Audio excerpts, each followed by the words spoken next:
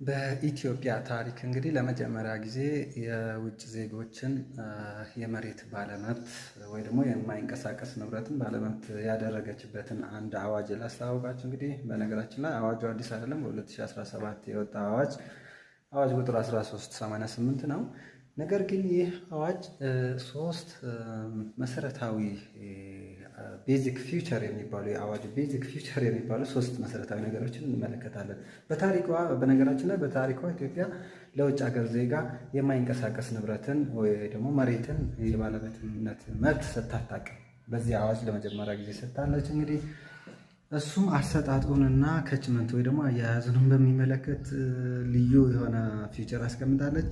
መጀመሪያ እንግዲህ አያያዙን ስንመለከት የውጭ ሀገር ዜጋ የማይንቀሳቀስ ንብረት ባለቤት በሆነ ጊዜ ፎቁን ብቻ ወይ ደግሞ ቤቱ ብቻ እንደሆነ በመሬቱ ውስጥ ያለው የባለቤትነት መብት እንደማይኖረውና እንደሌለው፣ ነገር ግን እዛ መሬቱ ላይ ያረፈ ፎቅ የእሱ እንደሆነ ብቻ አስቀምጠዋል። ይህም ልዩ ነው ለኢትዮጵያን ሲሆን ከነ መሬቱ ከነ ይዞታ ሙሉ ይዞታቸውን በይዞታቸው በመሬቱ ላይ ሙሉ መብት ሲኖራቸው፣ ይህ ግን የፎቁ ወይም ደግሞ ቤቱ ግድግዳው ያረፈበትን ብቻ ከዛ ዙሪያ ወይ ደግሞ በውስጥ በታች የሚገኘውንም የመንግስት እንደሆነ አስቀምጠዋል።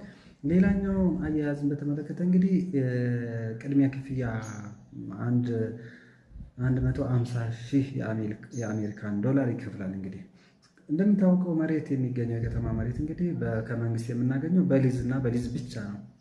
በማንኛውም ሌላ መንገድ መያዝ አይቻልም፣ ማግኘት አይቻልም። እንግዲህ በሊዝ ነው የሚገኘው እና ነገር ግን ይህ የውጭ ሀገር ዜጎች መሬት ለማግኘት አስቀድሞ 150,000 የአሜሪካን ዶላር መክፈል አለባቸው። እንግዲህ በህገ መንግስታችን አንቀጽ 40 ላይ መሬት የብሔሮችና ብሔረሰቦች የህዝቦች እንደሆነ የማይሸጥ የማይለወጥ እንደሆነ ተቀምጠዋል። ነገር ግን ይህ 150,000 የአሜሪካን ዶላር ቅድሚያ ክፍያ ምንድን ነው? ሽያጭ አይደለም ወይ? ሁለተኛ ላይ ደግሞ ይህ ከከፈሉ በኋላ ወደ ሊዝ ገብቶ እንደ መደበኛ ኢትዮጵያውያን ሊዙን አወዳድረው ነው እንደገና ሁለተኛ ማለት ነው። በሁለተኛው ይህ ክፍያ ከከፈሉ በኋላ ወደ ሊዝ ገብተው እንደገና ሊዝ ካሸነፉና ተጫርቶ ካሸነፉ በኋላ ነው በስማቸው የሚዘዋወርላቸው ወይ ደግሞ ስጦታ የሚሰጣቸው ማለት ነው። እና መጀመሪያው እንግዲህ መሬቱ የሽያጭ አይደለም ወይ? ምንድን ነው 150,000 ዶላር መክፈል አስቀድሞ መክፈላቸው ምንድን ነው? በህገ መንግስቱ የተደነገገው የሸጥን አይደለም ወይ?